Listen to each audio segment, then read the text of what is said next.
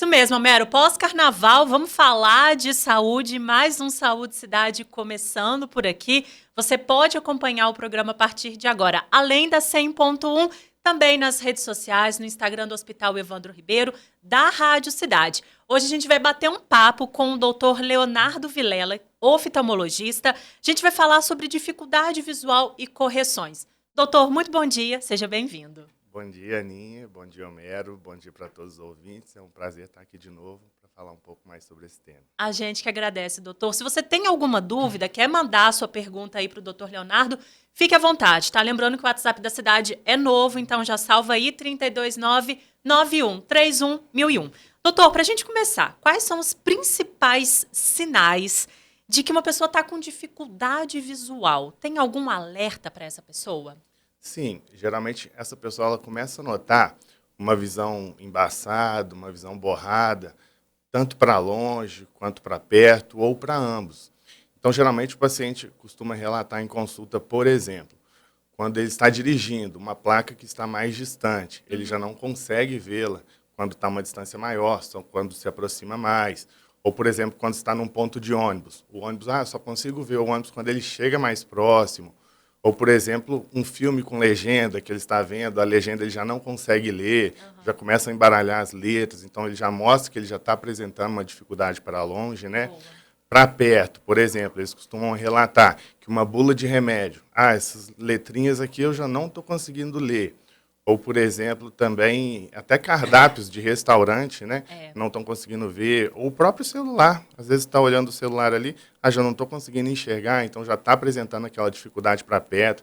Tem alguns pacientes até que relatam que, por exemplo, num restaurante, eles às vezes tiram a foto do cardápio, ampliam a imagem para poder ver o que está escrito Olha só, ali. vai dando jeito, mas isso Sim, significa que tem alguma que coisa tem errada, alguma né, coisa doutor? ali, com certeza. E aí é um sinal para procurar um Um oftalmologista. com certeza. Doutor, falando das doenças, né, mais comuns no dia de hoje, se tratando de visão, quais seriam? Sim, geralmente, às vezes pode ser só um problema ocular, né, não necessariamente uma doença, que geralmente é o mais comum de acontecer, né, que são os chamados distúrbios, erros de refração, ou ametropias, que no caso são a miopia, a hipermetropia, o astigmatismo e a presbiopia, que na verdade não que sejam doenças oculares, mas sim uma condição óptica do olho, né, em que a imagem ou a luz, ela não consegue chegar exatamente no fundo de olho, na retina.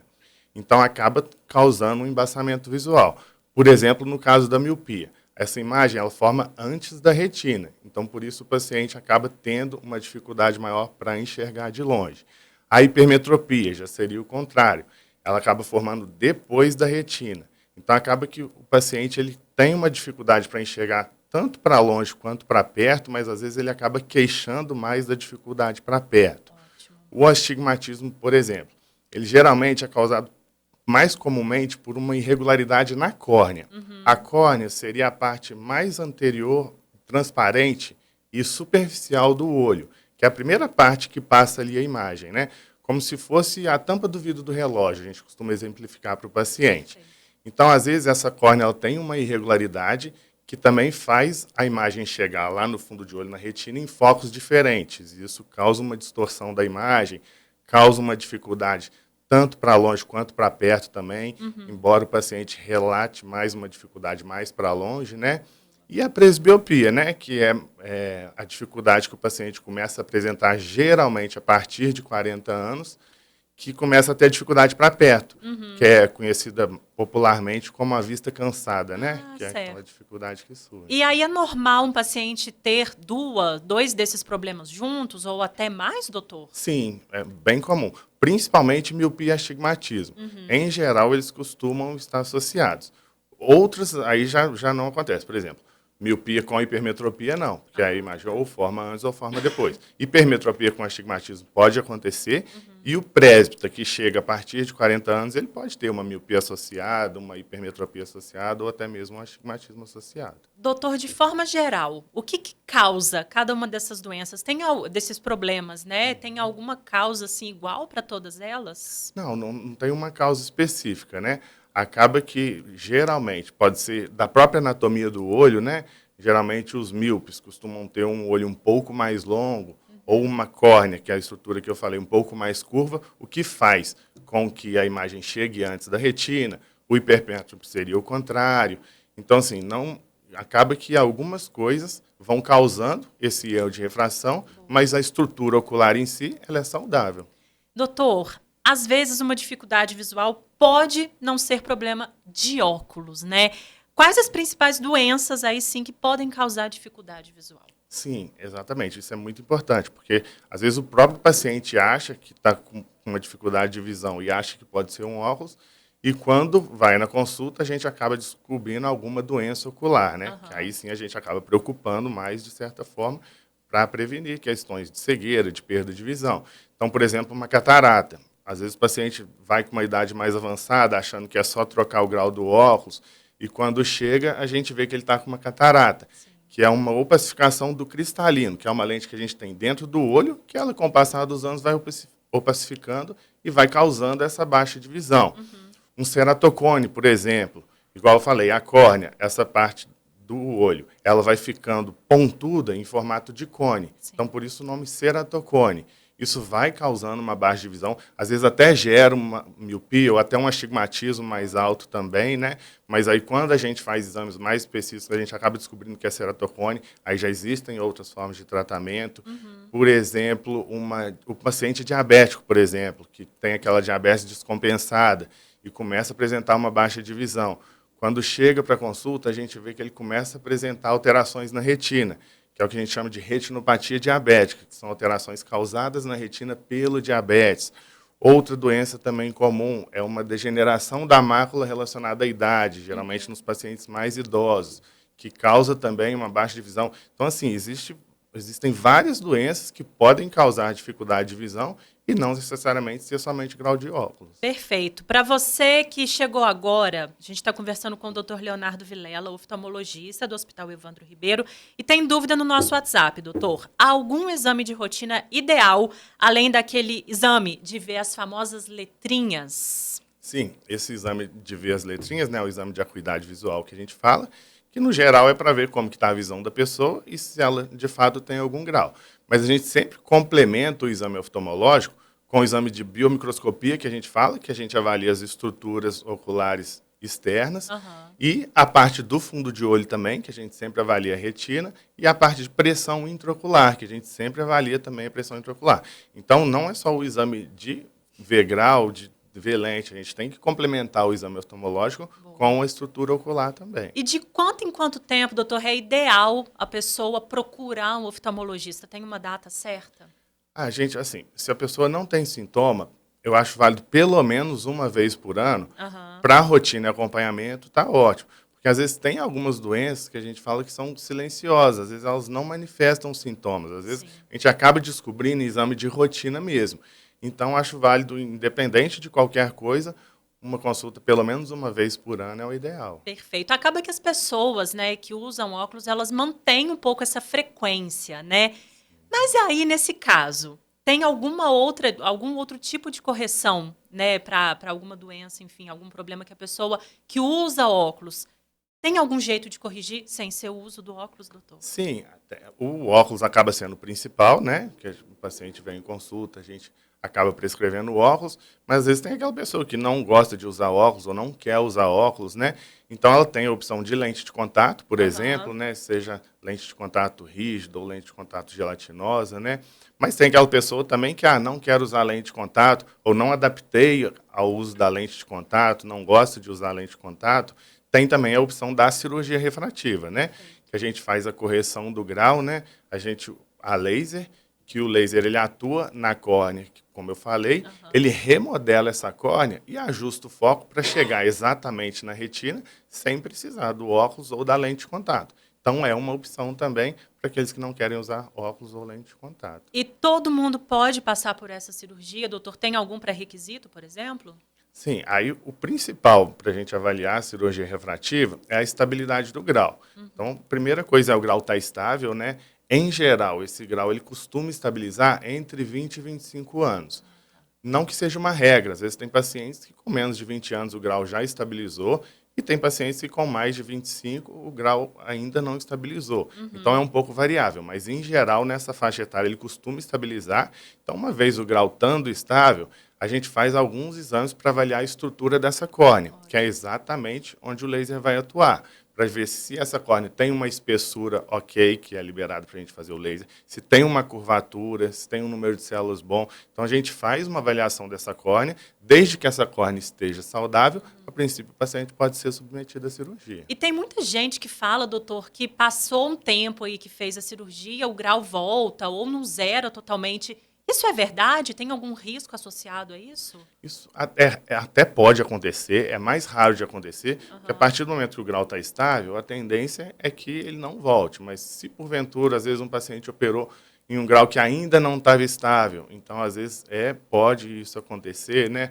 Ou às vezes o paciente também passa por um trauma ocular, que aí causa alguma alteração na córnea, pode acontecer. Então, assim, é raro, mas às vezes acontece. Perfeito. E no caso, doutor, das doenças oculares, quais são os tratamentos mais indicados, mais conhecidos? Aí varia muito de cada doença, né? E do estágio de cada doença. Então é muito específico para cada caso, né? Por exemplo, uma catarata. O tratamento da catarata é um tratamento cirúrgico, né? Mas nada impede, por exemplo, daquele paciente que está com uma catarata inicial, bem no início, e que a ela ainda não causa uma baixa de visão, que esse paciente vá acompanhando e não necessariamente seja submetido à cirurgia. Isso pode acontecer. Por exemplo, no ceratocone, como eu falei, nos estágios mais iniciais, às vezes a gente consegue corrigir com óculos ou até mesmo lente de contato, né? Nos casos já moderados, às vezes o óculos e a lente de contato não ajudam. Aí existe a opção de, por exemplo, colocar um anel nessa córnea e regularizar a ponta do cone, também é uma opção. Nos estágios mais avançados, e aí que nem esse anel teria indicação, aí às vezes até pode ser submetido a um transplante de córnea, né? O glaucoma, por exemplo, que é uma doença que eu ainda não falei, que geralmente costuma, a pressão intraocular ela está aumentada, causando um dano no nervo do fundo de olho, né? Então, o tratamento para o glaucoma, às vezes em casos iniciais, a gente pode tratar só com colírio, que faz abaixar essa pressão intraocular, né? Alguns casos dá para fazer algum laser que também consegue baixar a pressão intraocular. E nos casos muito extremos, muito avançados, aí que o colírio não está dando conta de baixar essa pressão e o glaucoma está evoluindo, aí às vezes existe também o tratamento cirúrgico para controle da pressão intraocular. Então varia muito de cada caso, de cada doença e de cada estágio de cada doença. Doutor, chegou uma pergunta que eu acho que é isso que o senhor acabou de responder. Quando a pressão ocular não diminui, existe jeito para curar ou só tratamento mesmo?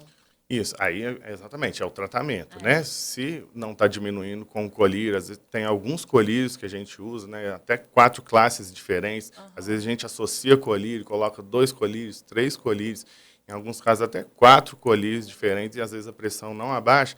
Aí o paciente às vezes tem que ser submetido a uma cirurgia para aí sim controlar a pressão intraocular. Boa. Doutor, outra dúvida. Para o caso de lentes de contato, qual que é a indicação? Qualquer paciente pode usar? A princípio, sim, também, né? A gente faz a avaliação da córnea, né? Porque a córnea, como eu falei, é exatamente a parte do olho que a lente vai ficar em contato ali, né? Então a gente avalia essa estrutura da córnea para ver qual tipo de lente mais indicada, se é a lente rígida, se é a lente gelatinosa. Mas a princípio, geralmente crianças e adolescentes, crianças não, adolescentes a gente já começa a poder liberar para usar lente de contato. Mas a partir dos adolescentes, a princípio, qualquer pessoa pode usar. Perfeito. Doutor, tem algum mito, alguma coisa assim que existe, que você já ouviu algum paciente comentando, ou que é famoso aí no mundo atual, que você acha importante desmistificar, falar a verdade sobre isso? Sim, o que chega muito pra gente, assim, é a pessoa que tem aquela ideia assim, que está usando óculos, aí o grau não vai alterar mais, o grau não vai aumentar. Isso não é uma verdade, né? Às vezes, mesmo a criança ou adolescente usando óculos, esse grau ele pode aumentar, pode progredir, independente do uso ou não do óculos.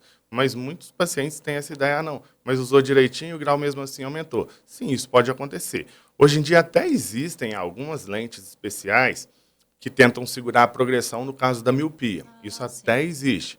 Mas as lentes comuns, isso não interfere. Então, acaba que alguns pacientes têm essa mentalidade, não, que usou óculos, mas o grau mudou. é normal de acontecer. Não é o fato de usar ou não que vai interferir na progressão do grau. Outro ponto polêmico aí, né, quando a gente fala de visão, doutor, é celular, são as telas. Qual que é a indicação? Tem um jeito certo de usar para evitar algum tipo de problema na visão? Hoje é um problema muito grande mesmo, né? Foi visto principalmente durante a pandemia, né, que as crianças e adolescentes ficaram muito expostos a telas, né, grande parte do tempo, que aumentaram não só os casos de miopia, como nos casos dos pacientes míopes, a progressão da miopia. Então, realmente, a tela ela acaba interferindo, principalmente nessa questão da miopia, né? Então, e hoje em dia é muito difícil ficar sem tela, né? É muito difícil, até em criança e adolescente, proibir o uso, isso é bem difícil.